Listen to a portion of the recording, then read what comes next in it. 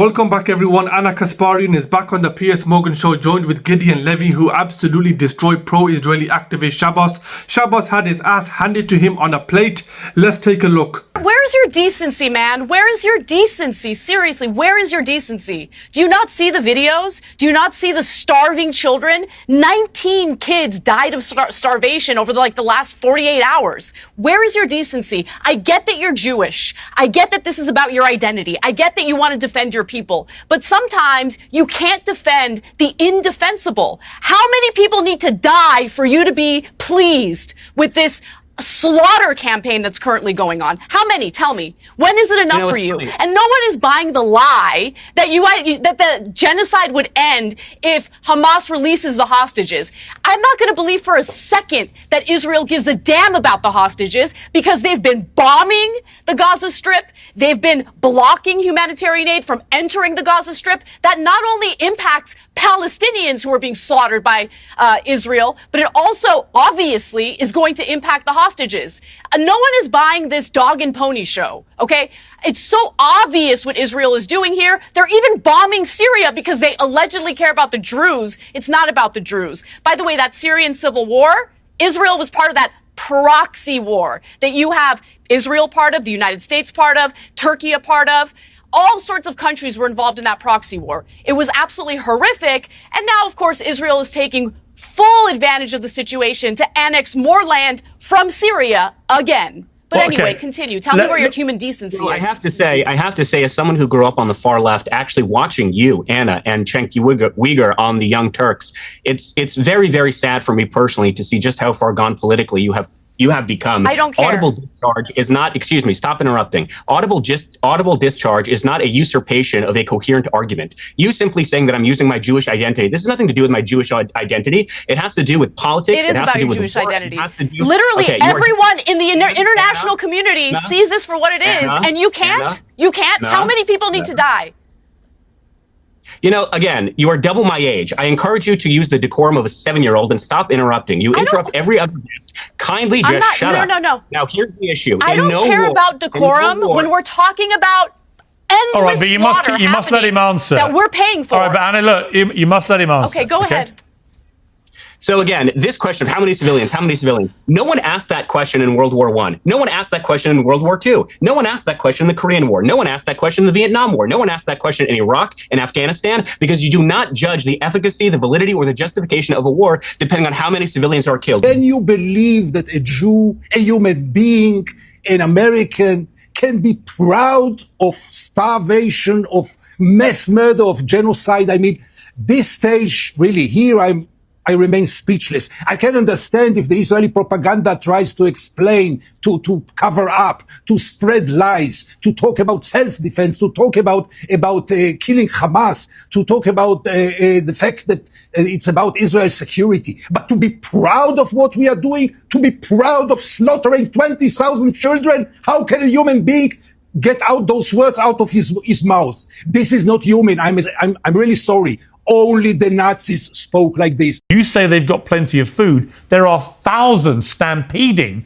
for the small amounts of food that they can get their hands on, even though you say they're not hungry because you've overfed them, right? That all these people are just dropping dead.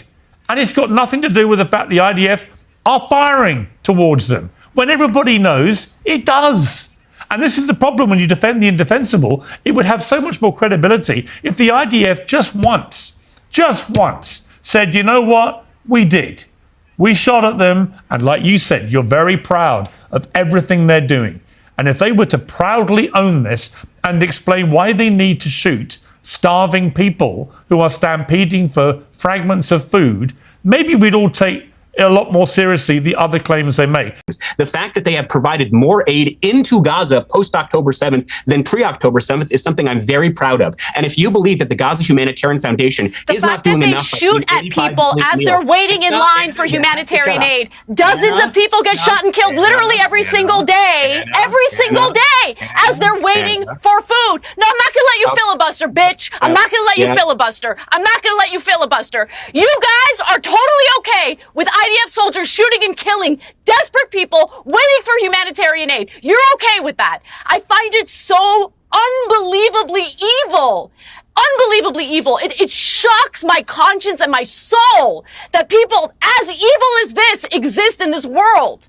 Okay? Watching these images, looking at these videos, seeing all these kids desperate, hungry, parentless, trapped in Gaza.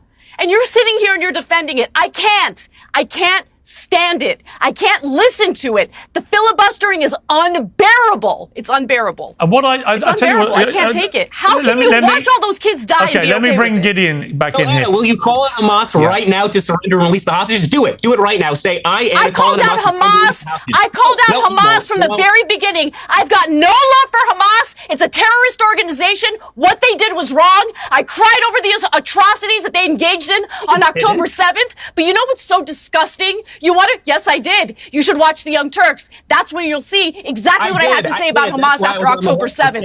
I even trashed elements of the left who refused to criticize Hamas for what they did. Okay, so you don't have a leg to stand on when it comes to that issue. Okay, you made that but clear. You can't on one hand, all right. You can't on one hand talk about the injustice of what Hamas did and then turn around and say it's okay if Israel does it times 1,000. Okay, let me bring Gideon back in here. Just say one sentence. Yes, please do. Gideon. The atrocities of the 7th of October were horrible. I was there the next day. I saw it in my own eyes. I will never forget it. Ever since then, Israel committed 1,000 7th of October. You understand it? 1,000 7th of October Israel committed.